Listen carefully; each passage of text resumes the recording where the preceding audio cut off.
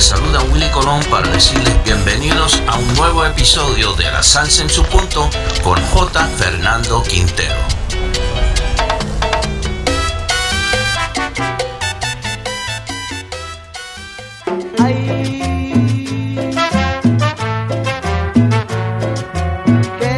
¿Cuál es el origen de Canción India? Sí, eso la compuse en el año 74, después que habíamos hecho las tendencias del golpe con batería, que fue Payaso, La Sirena, El Forastero, y en el año 74 hubo un giro en el cual el sello disquero nos permitió incrementar un poco las posibilidades tocando música tropical. Ahí grabamos El Porro, de un compositor llamado Víctor Liendo, y se hizo Amor Serrano, pero cuando venga la primavera, también tenía el golpecito como tipo Payaso, un pedacito, pero entonces el Canción India fue la que me inspiró, porque un enamoramiento entre un joven, digamos, indígena, buscando pues su amor platónico, tratando de buscar acercarse y dedicarle un poema. Pues entonces ese es un pequeño poema con un aire, digamos, del altiplano, una pequeña idea que combina el tono menor con el tono mayor, y entonces todo eso, y cuando dice debo tener la fe que pronto su amor yo tendré, esa parte ya es salsera, con un toque de salsa pequeño, y el solo de trombón y todo. Entonces todo me fue dando la idea de que yo podía distribuir la interpretación junto con el arreglo y la composición.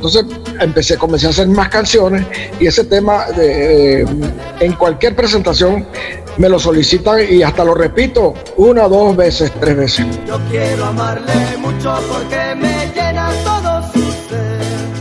A veces me da pena. La salsa en su punto. Otra de sus composiciones clásicas, Luis Felipe, es Recuerdo a Panamá. ¿Cuál es la historia de este tema? Recuerdo a Panamá fue un homenaje que le escuché a una señora, Tirsa. Ella estaba en ese disco. Precisamente estábamos con el trío Venezuela, porque los coros de ese disco eran Néstor Daniel, el cantante de Los Terrícolas, que era la primera voz de Los Terrícolas, y estaba el trío Venezuela, estaba Gilberto y estaba Ferreús, el de Maracaibo. Y entonces estábamos haciendo recopilaciones, y entonces la Tirsa habló de Diosa del Mar, Panamá. Diosa del Mar, Panamá. Y entonces oye, Panamá es histórica. Y hablamos de un congreso que se hizo en Panamá, el Congreso Anfictiónico de Simón Bolívar, que estuvo allí. Entonces todo eso me dio clave, y se habló de Panamá porque también estaba por ahí sonando artista. Tito Rodríguez tenía un gran trompetista panameño, que era Víctor Paz. Entonces todo eso estimuló, y se le hizo ese poema a Panamá. Y tiene también, y en ese momento estaba surgiendo la voz, y el estilo de vocal se acerca un poco, porque había como una admiración. Todo eso juntó, y el tema quedó que a mucha gente le parece que es un derroche pues de armonización, de tono menor, tono mayor. Incluso le dedico un pedacito de la venezolanidad, digámoslo así, alma llanera, un pedacito de la alma llanera, se lo incluyo allí como una especie de homenaje al pueblo panameño. Me encuentro con un detalle un poco curioso, y es que de repente puede ser por el factor tiempo, porque las entrevistas se hacen deprisa. Se ha dejado de lado un personaje que hace parte de la obra exitosa de Luis Felipe González, La Zaporrita. Te puedo decir que, de acuerdo con los datos discográficos, ella tuvo un gran nivel de ventas. Fue muy reconocida como un tema con una novedad.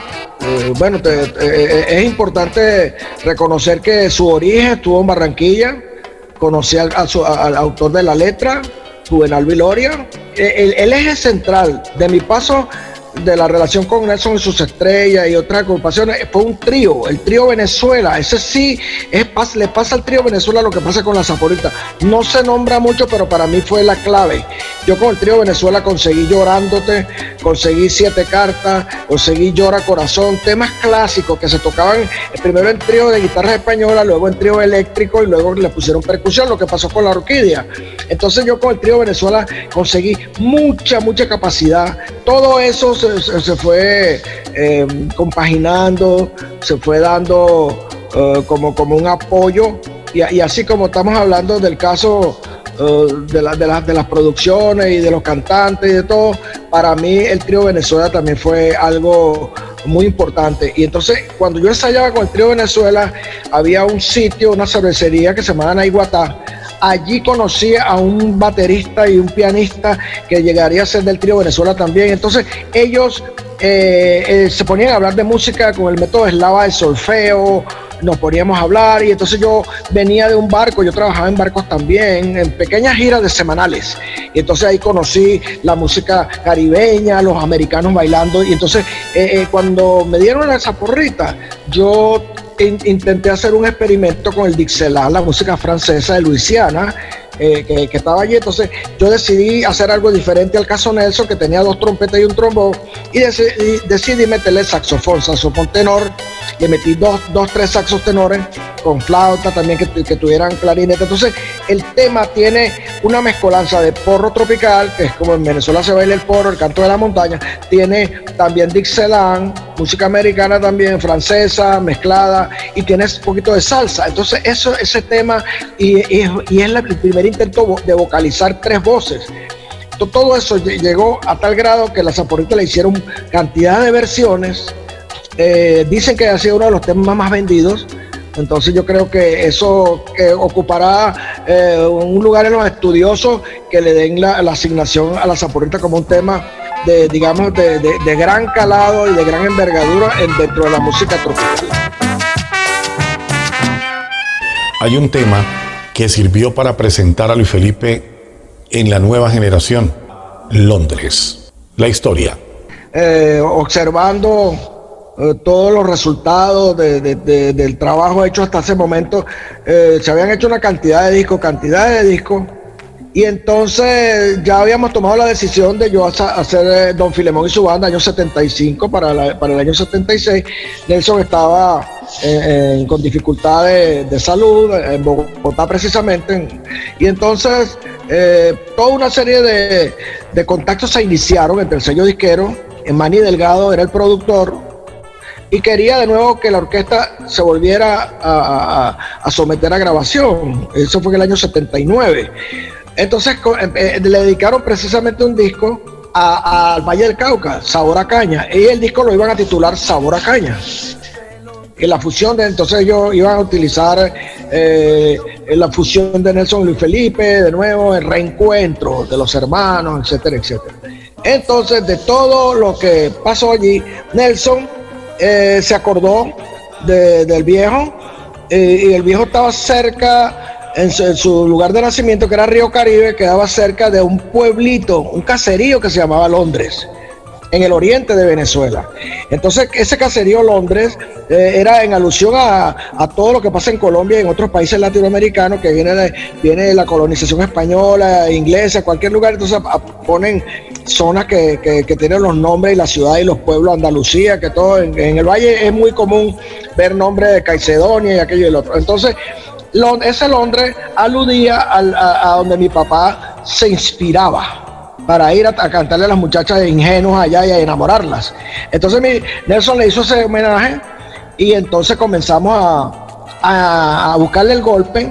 Ya Nelson tenía un bajista de gran calidad, y ellos estaban tratando de volverme a integrar porque el grupo se había desmoronado un poco, no tenía pero estaba César Nava, que él sí sabía y había sido mi bongocero con Don Filemón. Entonces César Nava intercedió, habló con Nelson: mira, en el caso de Luis Felipe, de lo que grabe la conga y tal. Entonces grabamos en Londres, pero el sello disquero no se interesó en Londres. Grabamos, yo hice tal como la grabación original, pero con una sola conga. Si alguien que sepa del caso se dará cuenta que no tiene dos, lo normal que se usa en salsa, la primera conga pues y el tambor, la segunda. Entonces ese fue en el año 79, el disco quedó dormido, pero había un productor en Disco Fuente para el año 90 y tanto, 96, que cuando hicimos las primeras 20 temas, quedó por allí el número 19, fue precisamente, lo escogió Jorge Cotes, el gran arreglista de Medellín, como productor de Disco Fuente. Dijo, vamos a escoger este tema que estaba demasiado bueno, vamos a meterlo para ti, cuando ya me escogieron como el solista principal para Disco Fuente. Y entonces se hizo ya con toda la situación, se grabó, pero entonces ya para ese tiempo había la ventaja del video. Ya se había hecho el video de La Sirena, el video de Canción India. Fuentes estaba con los 14 cañonazos, pero mandando. O sea, eso era una total capacidad de venta que tenía la compañía. Y entonces decidieron hacer un video, hablaron con unos jóvenes bailarines en Medellín, que escogimos la locación que era el San Vicente de Paúl. Detrás ellos teníamos en ese momento llegó material de la lamentable pérdida de Diana allá en París, y la princesa y aquello, y todo estaba dándose solo, pues prácticamente. Entonces se hizo, me consiguieron una buena chaqueta, una chamarra larga y cosas así por el estilo. Entonces se hizo la producción y se grabó el video, y fue el disco más vendido de ese año por Disco Fuente. Incluso creo que tú te acuerdas de que la vida es un carnaval de Celia Cruz compitió en Cali y todo, y siempre Londres, de ahí en adelante nunca bajó, siempre subió, y se convirtió en un suceso total por el cambio, por la mezcla, por la cantidad de situaciones. Entonces, compuesto entonces por Nelson, arreglado por él y rearreglado por Jorge Cotes, porque todas las producciones que se hicieron anteriormente fueron regrabadas, no fueron remasterizadas, sino regrabadas, y se le cambiaron ciertos aspectos de la armonización y de todo para evitar que hubiera alguna querella, como de hecho eso se planteó ahora. Esta historia continuará.